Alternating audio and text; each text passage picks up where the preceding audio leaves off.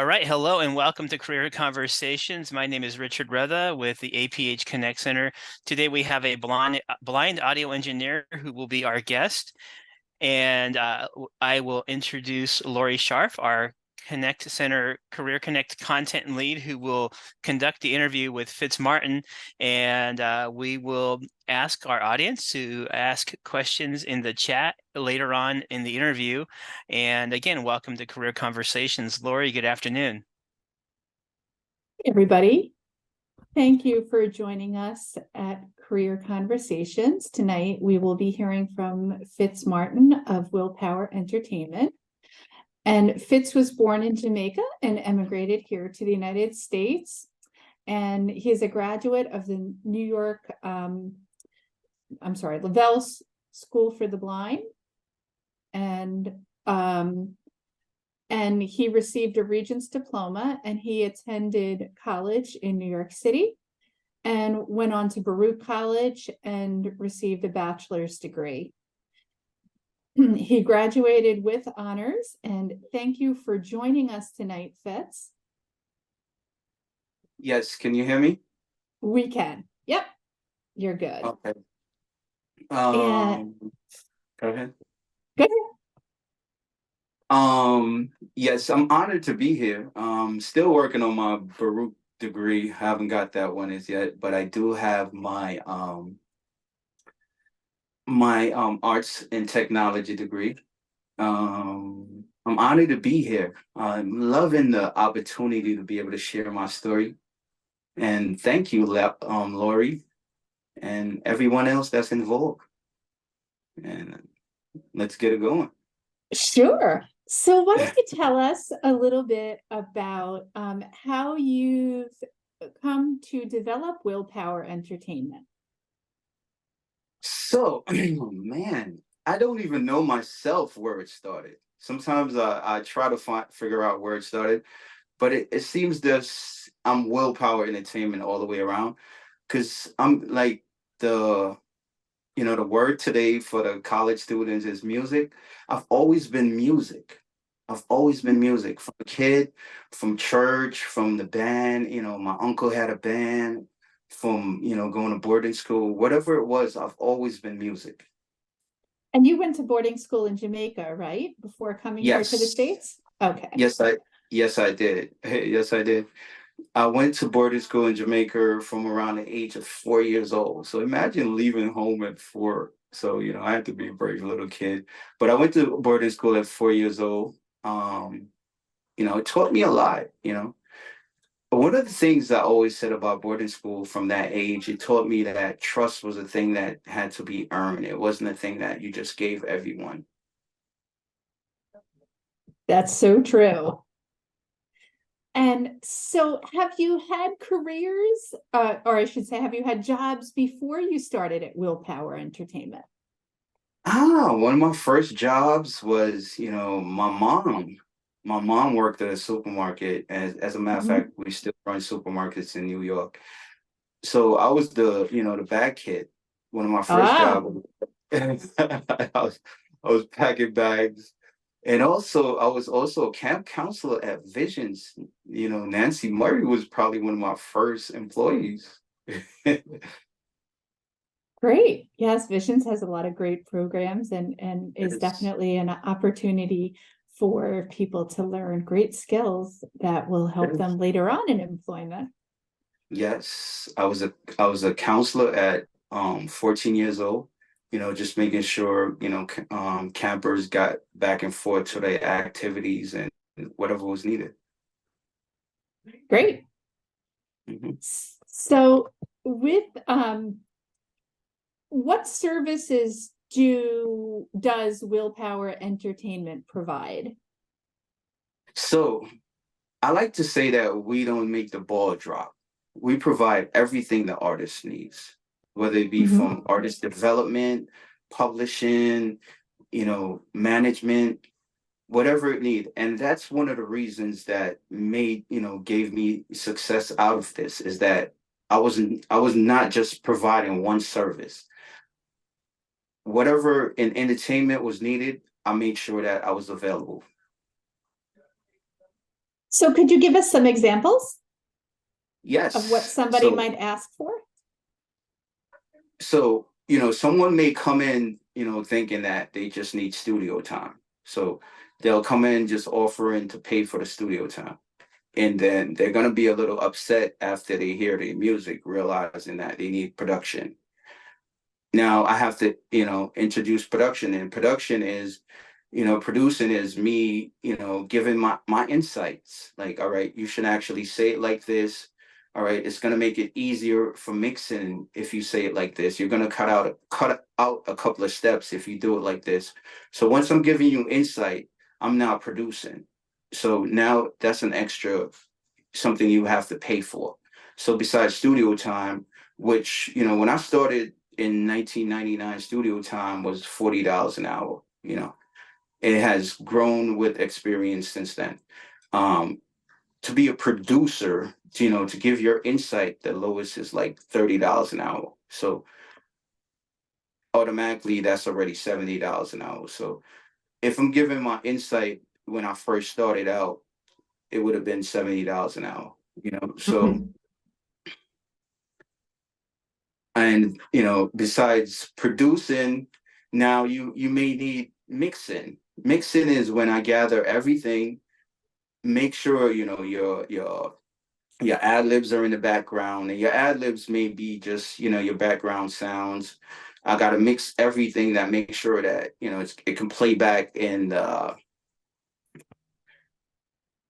supermarket, for example, it can play back in the supermarket. Wherever I'm playing this music, it can play back at that. So mixing and mastering covers that.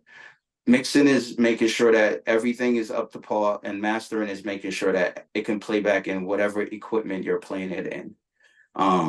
So I already covered, at least 5 elements. So I got, you know, record studio time.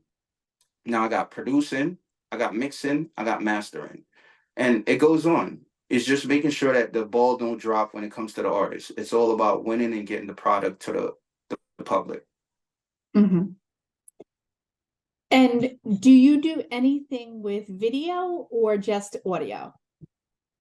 So I do video. I've always have usable vision. I learned Braille when I was in 2nd grade. I got retinitis pigmentosa, so they knew my vision was, would eventually go bad, or be would they. So I learned Braille from a kid.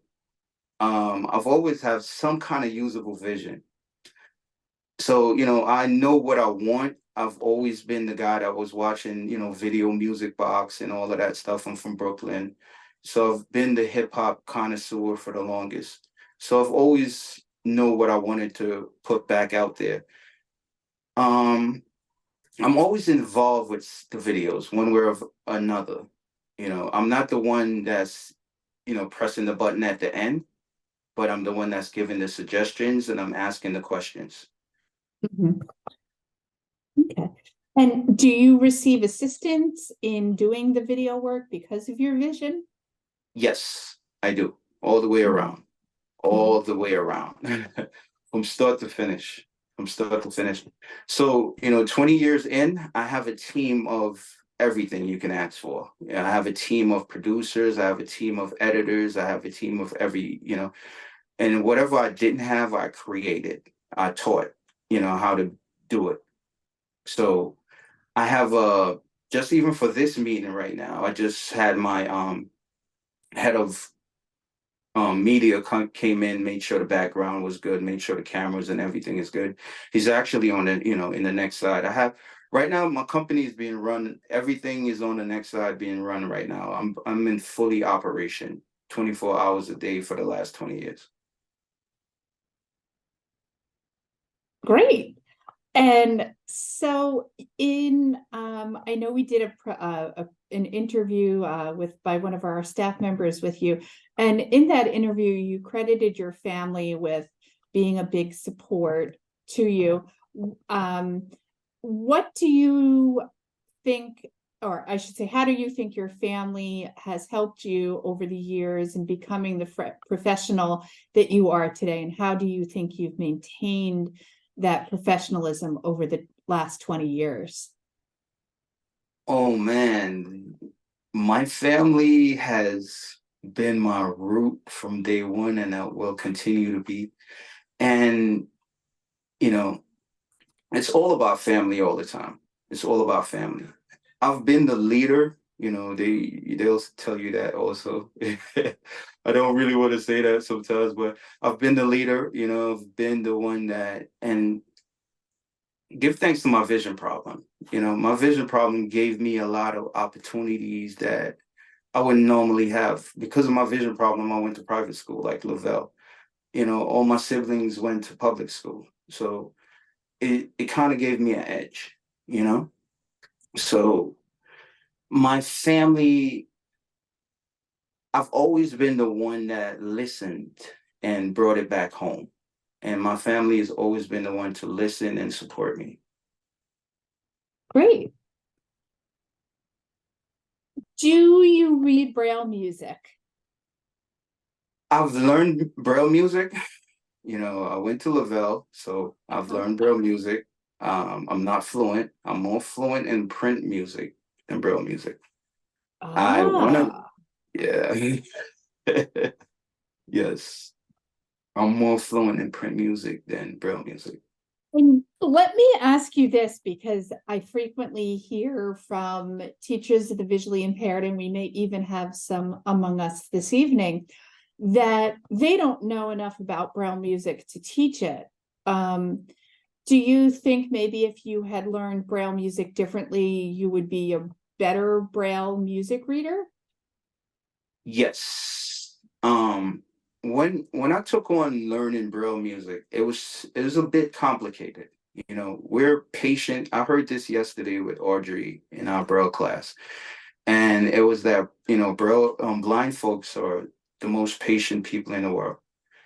When I had to learn Braille music, I had to be one of the most patient individuals in the world. Print music, it really makes sense if it's raised or something that could be felt by the blind person if it was in 3D. Braille music is a little bit difficult, and we're going to learn anything as long as it's going to make us equal. But to make it easier, I think it'll be easier if we can comprehend the way print music is written. Because one of the things, as much as I love learning Braille, anything, I don't like to be away from the public. I like to have the same information that the public is having. So as part of your job now, do you wind up writing music at all? Like, having to write music to help people with projects and things like that? So it's a little bit easier, give thanks to technology. It's a little bit And easier. We do what more do you use programs. for technology? I use Pro Tools. Pro Okay. Tools, before it was accessible, it's the industry standard. So I had to make sure that I learned it, no matter what it is. And even if I had something else that I preferred, I had to make sure that was, with the industry. So Pro Tools is now up to par. Voiceover is now considered a language with Pro Tools. So it's totally accessible.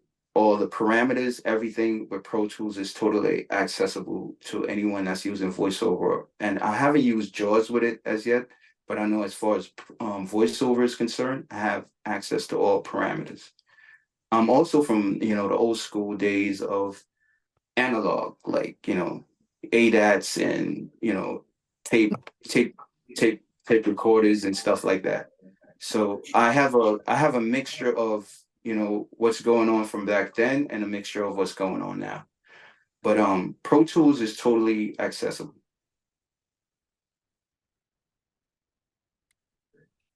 Great. So, and do you use a Braille display? I think you had mentioned previously using a Braille display. Yes, I do, and I love my Polaris. Oh my God. So I love my Polaris. are there aspects of your job, because you're in a recording studio, that you might have to do differently if you didn't have access to Braille? Yes. So, when you're doing audio, voiceover is also audio. Mhm. So it's a little, confusion going on at times. You're listening to two things, especially when you're mixing. You don't want two things going on at the same time. You want to actually feel something, have something in your hand where you can actually feel it, where it's not you trying to listen to the audio and listening to voiceover at the same time. So that's when Braille comes in, where you can actually feel the parameter as you change, each parameter. Great. So before you said you're better at print music than you are at Braille music. Do you actually write music out in print for people? And is that process totally accessible to you? No, it's not. I'm still working on it. I Mhm. have eight. Actually, I just waved off one of my number one assistants. He was trying to walk into the room just now. I have eight still working with that, and I'm a little tech junkie, so I'm here to also help clear that out. Being a person that's visually impaired from birth and knowing what we need and knowing what tech is. So I'm figuring out how to make sure that's totally accessible to us the way that we need it. Great. Um, okay. So Lori, can I jump in? Yeah, sure. I want to ask Fitz, I think our audience would like to know, can you describe to us what your studio is like? It appears that you're in your studio now. What do you got in there, and what are we looking at? So you're looking at my old Ghost board, right? So I like old analog sounds. I love my Pro Tools. Pro Tools is all digital. It's mixing in a box, right? What we consider mixing in a box. But I like to send my sound out to back to the console. I like everything to be separated. I like that fader in my hand. I like that, that analog feel where I can actually touch it at the end of the day, Mhm. I also, you're looking at my I have four monitors up here, and that's four speaker monitors, right? Yep. I have what's those? The events. So those events are what I really use for like production, because they have extra bass and stuff like that. They really will make you feel it when it's not mixed as yet. Um, then I got the inner ones. Those are Mackeys. They give you the actual sound, the reflection of what's going on right now. Also have my preamp right here. My preamp is what I attach to the mic, right? So Hmm. this is what gives you the big sound on your vocals. Um, when I can, boost your vocals, couple dBs from whatever it is, make you sound big. So, when it's going in, you're gonna sound real big going in. I also have a digital board, right? So Pro Tools is all running around with the board or running around with voiceover, pressing this. Sometimes I just want to mix. I don't want to be really messing with the computer. So I have an actual digital board here that puts Pro Tool back in my hand as a console. And everything else is just amplifiers. And I got a keyboard over here, 88 weighted keyboard that I use to trigger whatever program I may be using, whether it be Live or Logix or anything like that. And that's a quick rundown. I got, soundproof around the room to make sure the sound don't bounce off when I'm mixing. I'm actually getting the accurate sound straight from the speaker. It's not bouncing off the walls. Great. Great. Lots of fun things to play with. Yes. I've worked for 20 years every day and I haven't worked yet. Oh, they say when you love your job, it's like playing, right? Yes. All these buttons and everything. It's fun, you know. So we actually had a question that somebody sent in asking, do you manage like the business side of things? And if so, what software do you use to do that management? So, yes, I do manage the business side of everything. That's one of the reasons I really went back to school, because I started out with just passion. So I had to learn the real business side of everything and, really learn how to collect my money and everything. I'm a Microsoft junkie. I love Microsoft for everything. It's really accessible. Um, I use from Excel to PowerPoint, Word. Is Word open on my computer, probably with 5 different, subjects right now. Right. Okay. Well, looking at the time, I'm going to turn it over to Richard and Lee and Elia, my colleagues, and see if they have some questions before we take questions from the audience. And I'll remind people who are participating with us live tonight that you can type your questions into the chat for Fitz. I asked my burning question, and thank you for letting us know what your studio is involved. Lee, do you have any questions before we go to the chat?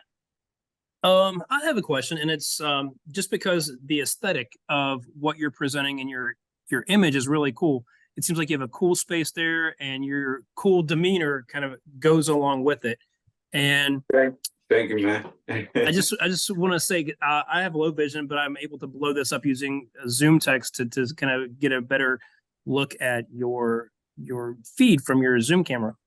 Let me ask you this: as the an entrepreneur who has a visual impairment, and obviously you work with musicians and creative people, how does your personal image relate to the brand of Willpower Entertainment, and how do you do your work as the spokesperson for your company? How do you use your image to create the brand for Willpower, or is that closely related? Right. Am I cool right now? Can you see me? Yes. Am I cool? You're off to the side just a bit. Okay. Can you see me now? Yes. Am I full? Yes, you're good. All right. So your image is always a part of, especially when you're in entertainment.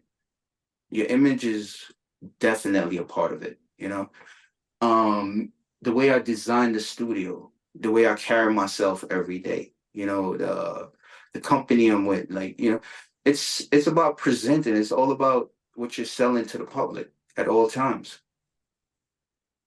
And I've always been that guy that taking care of himself, dressing up. So it was second nature, Cool. So let me ask you this kind of follow-up question. What advice would you give for somebody who may be an entrepreneur, and letting them know the importance of their personal image and how that relates to the brand of the company that they're building? Everything is sold by their image. I know we as, sighted, lack in sight, we're not sold by that. But at the same time, we're still sold by image, by the sounds. Like if a song don't sound good, we won't, be hypnotized by it. So everything is sold to us by one of our senses. Everything is sold to senses, pretty much, So although we don't see it, we still got to remember it, that, people want to see what we look like, hear what we look like, everything. We got to sell to the senses. Although we have one that's not working for us at the moment, we can't forget it, pretty much, Yeah, we Good answer. can't forget. Thank you. We can't forget that others rely on it. Exactly. And the world is ran by it. Yep. And thank you, Fitz, and thank you, Lee. I think we've got some good questions in the chat, Elia. Yes, we do. Let's see. We have a question about, can you talk about tools you use for your travels? For example, a cane, a dog, apps, etc. Yes. So I do use a cane. I'm good at directions. I've always been good at directions when a kid, left, right, north, south, up, down. I've always been good at stuff like that. That's a New York thing. Uptown, downtown. People that aren't from there aren't going to get that. Yeah. But always been good at directions. As far as apps go, I'm just really getting into apps right now. I'm from the old school days of being able to depend on yourself first, and then app is secondary. It's only to complement what you already know from your mobility training. That's a very good point. Yes. All right. We have another question. How did you get your first real gig? Oh, sometimes it's hard to figure out where I started when I just spread out my opportunities so far. Like, my first real gig, can I say, all right, my first real gig probably didn't pay me right away. That's the problem. That question is a little bit broad, because my first real gig probably didn't pay me out the gate. It would be like, which one did I collect funds off first, or something like that. Because my first real gig I did songs for Tony Braxton. I got that connect from my cousin Special Ed, that's an old school rapper. Well, he'll be mad at me if I said he's an old school rapper. He's still You relevant. said it.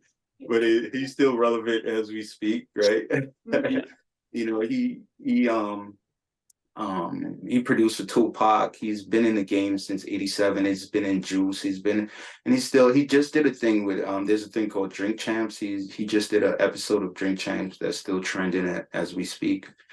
But he's also been the guy for me, like for me to ask question. When I first, got my equipment and stuff like that, he was the first guy that came over, and he walked over on a crutch to come help me make sure I was able to hook up what I need and stuff like that.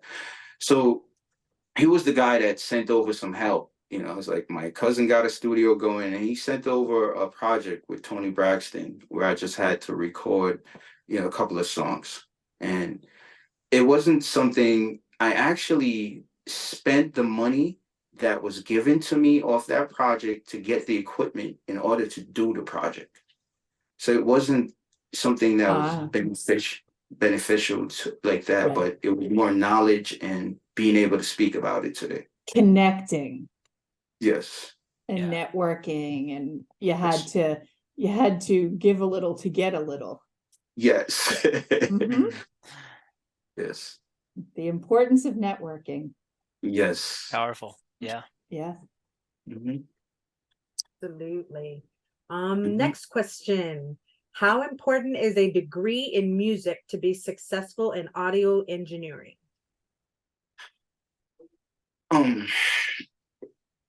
To be honest, it really don't count, but it can really cut down your struggles.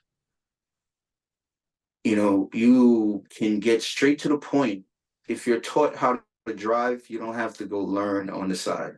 If you go straight to the source, it all comes down to hands-on training. And what an audio degree does for you, it gives you hands-on training.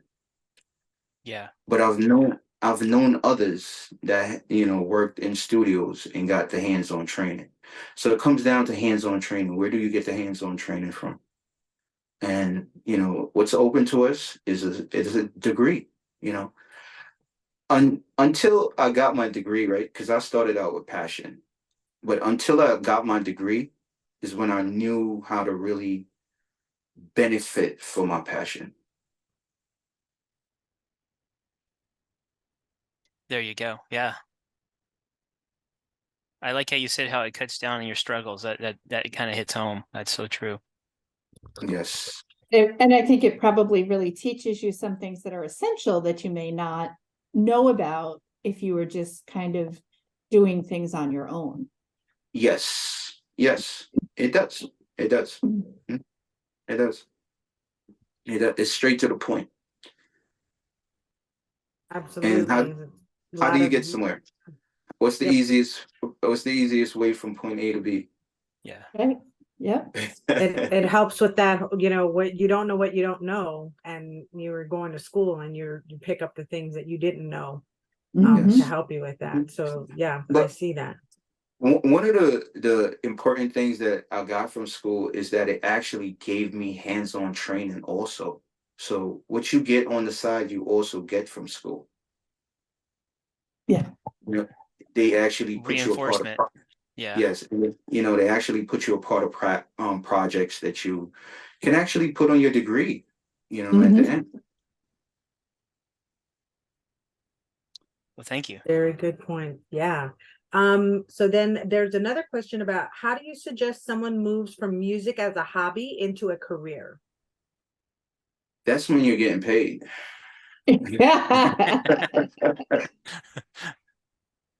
And Fitz has done that. It was a hobby for him in the beginning, right, Fitz? Yes. Oh my God. A lot of it was a hobby. But you know what it was? Taking on a hobby, knowing that, I'm getting information from it, If you can take on a hobby knowing that you're going to learn from a hobby, it's good. Then you're not, just taking it on, I don't want to use the word blindly, but you know, but in the beginning, it was really, a hobby. Although I had my cousin that was already making money from it, I still had to learn and, create a skill of my own from it. What am I good at? What should I be paid for? Mhm. You know, and out the gate, one of the first things that I paid for was just creating the facility, and down the road, I start mixing, I start making, beats that was everything was checked at the door, like, get it better and whatever. But I always made sure that I had something to provide, some kind of service for the entertainment industry. So I think, from what you're saying here, I also think it would be important to be able to accept feedback from people. Yes, that's how you grow. You have to Yes. you have to accept feedback from others, and you have to accept it, take yourself out the situation and really, look to it. When I came in, I thought, I was ready to be the billionaire, and I was ready. I thought I had the best everything. I had to readjust when, someone that's already made millions from it telling you, no, that's not how it goes. This is, your beat is off. Your kicks are not, I'm not feeling your kicks. Your snares are off. Your hi-hat, you don't know how to mix. You need to purchase this piece of equipment. You need to get this in your studio. You need, okay, you look good, but do you sound good? Okay. Do we have another question, Alana?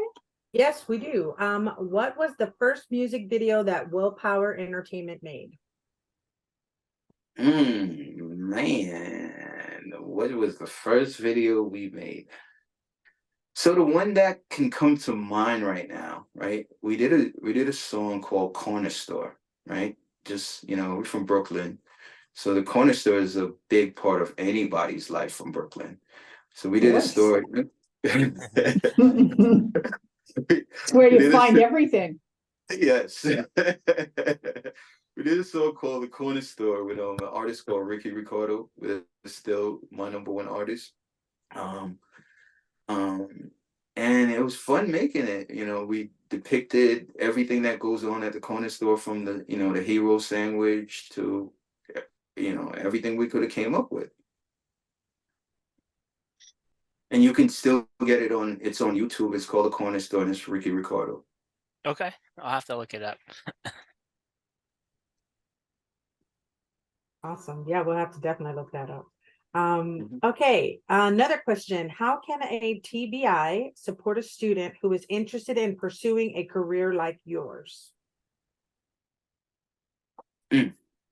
So that's a good one, because I'm actually, involved right now. I teach Braille with Audrey at the Lighthouse Guild, and I'm involved with a student right now that's going through that same program. And that's a great question. How would I be able to, what kind of advice can I give? Well, you got to be good with your ears. You got to be good with numbers, and you got to be good with explaining yourself, and you got to be good with selling yourself, and you got to be good with people. And, don't think you're losing yourself if you have to listen to someone else's opinion and act off of it,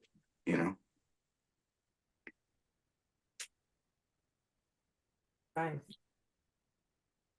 Okay, I have another question. This one's a little longer. I have some central vision and use a Windows PC with JAWS primarily. How do you ensure you have even lighting to spotlight you and any images? Do you use a ring light? Also, what audio editing software do you suggest for basic audio edits, which is accessible to screen readers? I do Pro Tools because the industry is ran by Mac. I know, we all want to do what we feel is comfortable to us, but what the industry standard is a Mac, and I've gotten to conquer a Mac, and Pro Tool is totally accessible. You can cut and you can paste, you can do everything in Pro Tools. You can move your hooks, you can time base your track, you can unmute, you can use every plugin that's in there, from a EQ to a compressor to a delay, reverb, whatever. Auto tune, you got access to auto tune, and you got total access to auto tune. Pro Tools is the way. I'm really not a PC user, and I haven't been, but I will look into it and create some kind of way to send that kind of information out. I really don't use the PC like that. I'm really a Mac user. Okay. I have another one. This one that starts out with a little bit of a story. Honestly, I swear you pretty much have my dream job here. But the problem is, when I went to college, my parents didn't want me to go into music. I was a new media major, which basically covers technology and the relationship of media. Since this isn't related to music, I was wondering what the next steps for me are, because I'd rather not have to go back to college just to learn about audio engineering, etc. So what advice would you give me about this? So I have a media degree that covers all media. Audio engineering is a part of media, So if you got a media degree, you already have the knowledge that you need. You just need some hands-on training, Like Lori mentioned earlier, a lot of my early days was charity work. You may have to give up a lot of charity work and, record someone. And I love telling this story. And when Lori said earlier about it, I wanted to mention it. I remember when I first started, right? I wanted $40 an hour. I remember giving someone the whole night for $80 just for having work and experience. So sometimes you just got to get your hand in there some way, somehow. So you were paying them. No, they were paying me $80. They were paying you $80 to give the you whole, the time to learn. because I'm recording them. I'm recording them, but I'm learning from recording them. Right. Once your hands is in the pot, you're gonna learn. Hands on, you may have to take a little bit less than what you think you deserve at the moment, or what you would have, been demanding if you came out of college with a degree, just for the experience. So I was charging $40 an hour when I first started. No one was paying me $40 an hour without no experience. So I would charge someone that I would produce, I would record, I would do everything besides go in the booth and recite the lyrics for. And I would charge them $80 an hour, just to make sure that there was some kind of income coming in and I was getting some kind of experience going. Yeah. But you've built yourself up over all these years. Oh, way past that. Yeah, that's what I'm saying. That was in '99. That was, the early days when I just started, way past that. I've been around the world, and I've been in movies. You know, we've done everything. I've sat in my own studio and hear family members call me from abroad, like, "Oh my God, I'm watching you on the screen," and nothing gives you more joy than that. Absolutely. Another question. What are some of your most successful projects that you've worked on? Hmm. Man, where would I start with that? Mm, mm. See, I've always worked on two sides. I've worked with, cash in hand and what's coming down the road, right? Mhm. What's coming around down the road is still to come. I'm still working with a lot of big people, it's always ongoing. Yeah, I mean, I could name drop forever, you know. It's always ongoing as far as like reaching out and networking.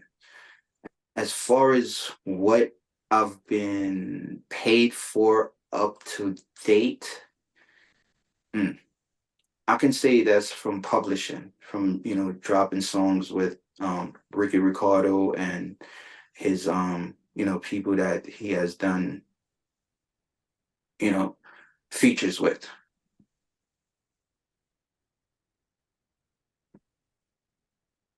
Great, thank you.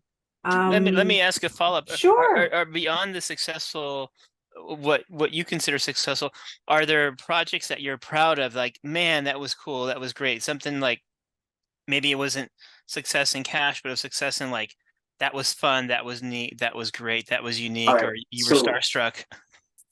so one of the big things that I did, right?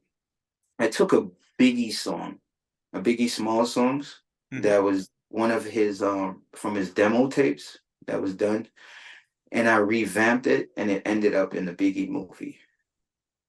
Okay, Ah, cool. That's cool. It's the first song when he enters the booth, when Puffy signs him and he goes in the booth. Okay. oh, okay. Yeah. So exciting to be able to hear your work, right? When you're in a feature film. That's got to be cool. Oh man. Sometimes it's like, where do I start? Because I never had like a day that I was like, this is the day that I started, or like doing this music thing, this entertainment thing, it became a lifestyle, Mhm. where every moment I was consumed by it.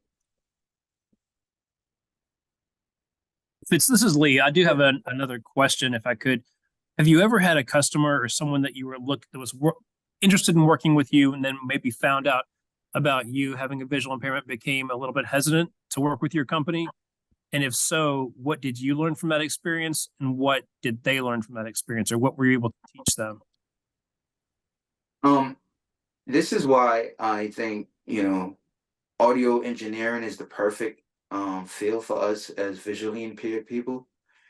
Whenever anyone found out that I had a visual impairment, it felt like a plus to them. Like, he can't see, but he can hear, you know. So I've never really ran into that. I've ran into issue where, someone didn't feel like I had the equipment that they wanted to work with, but I've Mhm. never ran into where they felt because of my visual impairment, I was gonna let them down. That's awesome. Yeah. Great. Yeah, great follow-up question, Lee. Um, Another question. Do you have any advice for young people that are coming to terms with their blindness and being different? And out the gate, I'm gonna say this, but it wasn't easy for me. The sooner you come in terms with it, the better you are. Because, I've always had a vision problem, but I had enough vision problem to be cool that I didn't want to accept my vision problem. And I went back to school later on in life when I had to use a cane, and I wouldn't have used the cane when I was 18 years old. And I wish I had enough bravery to be able to do it. So I would love to be able to help, any 18-year-old that can, accept the cane. The earlier in life, the better, better it is. It's like accepting back your eyes as soon as you can. Just doing everything differently. Yeah. Exactly. And, I was too cool for it at that time, but I wish I had like some kind of peer or someone that would have made it cool for me, like, I think we've got the last two questions, Olaya, we can squeeze in, Oh, yes. okay. or Let's three. see. Oh, yeah, we got a few. We actually have quite a few, but we'll get in what we can. And this kind of goes along with what Lee had asked about. And here to talk about, I appreciate that you said that sight loss gave you an edge growing up. How do you feel about disclosing your sight loss in the music industry? What are some pros and cons in your experience? So, when it comes to the engineer side, it's a good thing. Like, okay, I got the blind guy and it's gonna work with his ears, and it's gonna be good. But when it comes to the manage, I also have artists that I manage. So when it comes to protection, you wanna disclose that at a slower point where it don't make you a victim. Sometimes you don't want to just jump off the curve like, I got a vision problem, and I'm the protector of everything. You want to spoon feed it as much as needed. So it's more about building the relationship than receiving the acceptance. Yes. Thank you. You summed it up correctly, and I'm going to use that in the future. That's awesome. You summed it up correctly. Well, and it's, I think we all come across situations like that. It's about reading somebody's vibes. Yes. Then just throwing it out there and making yourself a victim when when we're in an entertainment industry where it's all about marketing and the flashiness and stuff like that. You don't just want to throw yourself out there, and you want to make sure that you go home at the end of the day. Yeah. That's important. Absolutely. Yep. Let's see, one more question. Was your degree at the master's level? What type of keyboard do you use, such as Yamaha?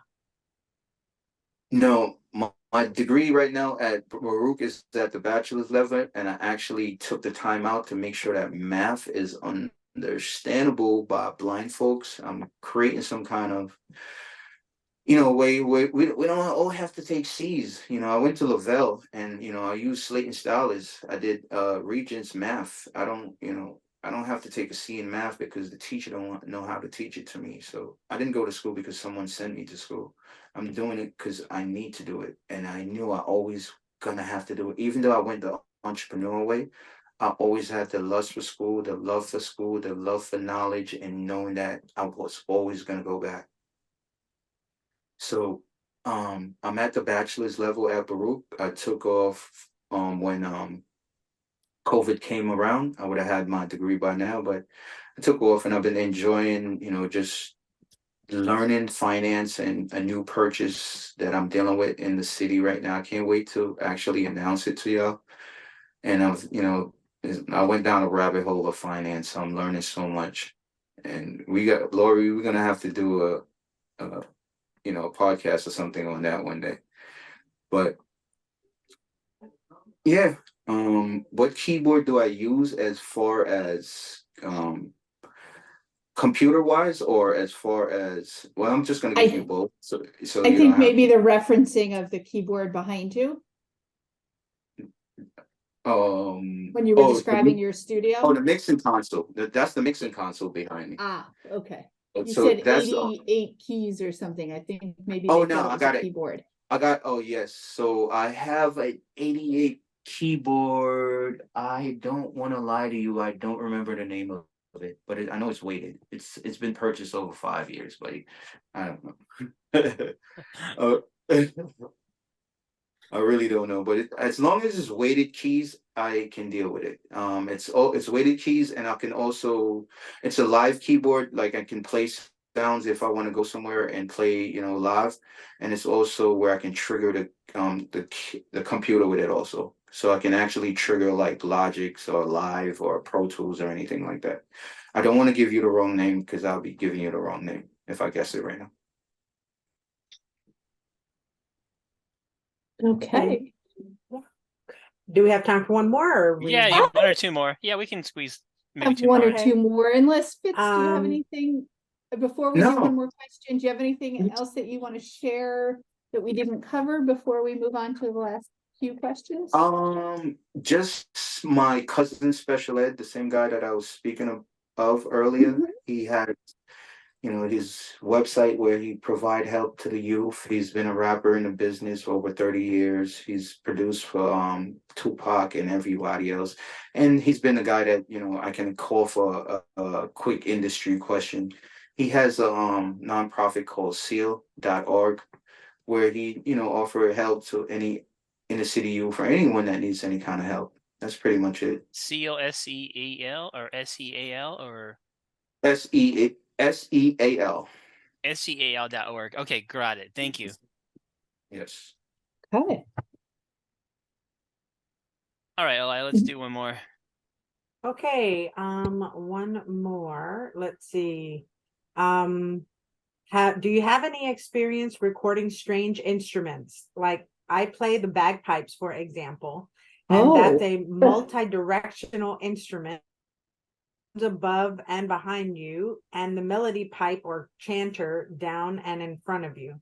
Maybe this could spark off an idea if you haven't. I've never ran from a challenge. I've never ran from a challenge. If it's making sound, I can record it. If it's making any kind of sound, I can record it, and I'll find a way to record it and get the best sound out of it. And is some of that trial and error depending on the type of instrument or?